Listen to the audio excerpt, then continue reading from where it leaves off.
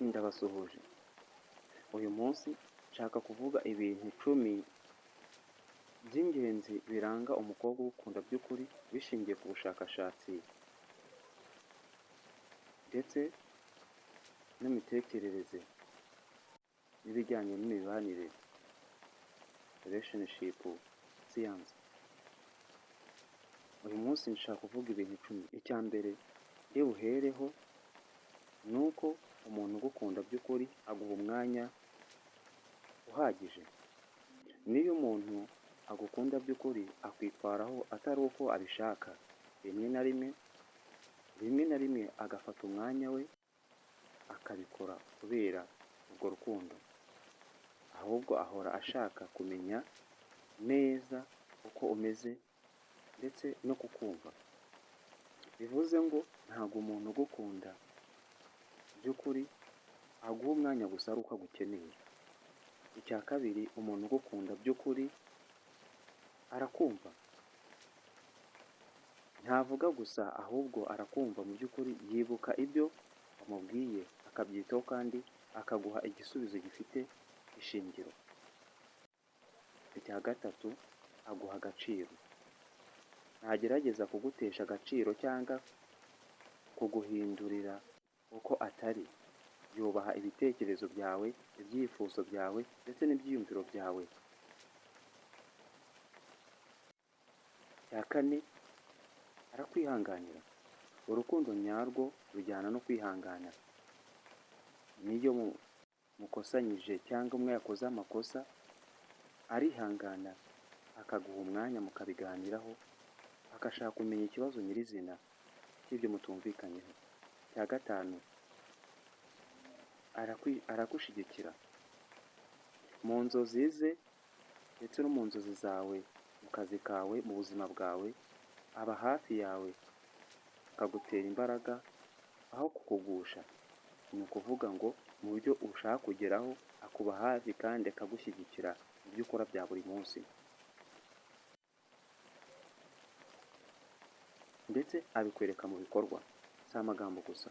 Ubushakashatsi bwerekana ko urukundo rugaragarira cyane mu bikorwa kurusha amagambo. Aragufasha, akwitaho, akaguha umwanya uhagije iyo umukeneye. Icya karindwi navuga, akubwiza ukuri. N'iyo ukuri kubabaza arakukubwira, kabone n'ubwo wowe byakubabaza ariko ashaka kuvuga ukuri nyako. Ntagushuka cyangwa ngo akubeshye kugira ngo akunezeze gusa, ahubwo avuga ukuri kumurimo, kandi ibyo ni byo byiza ku bantu bakundana. Icya munani, ashyira imbere umubano wanyu, commitment. Ntaba mu mikino, agaragaza ko ashishikajwe n'igihe kirekire atari igihe gito. Ni ukuvuga ngo umubano wawe nawe awuha agaciro cyane, ndetse agahora ashishikajwe n'igihe cyawe n'uburyo umwitaho, nawe akabiha agaciro. Arakubaha n'igihe mutari kumwe. N'iyo mutari kumwe ntakora ibintu byagusenya cyangwa byagutesha icyizere.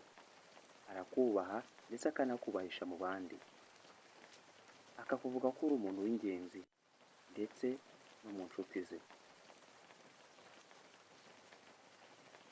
Akugirira impuhwe mu byiyumviro bye.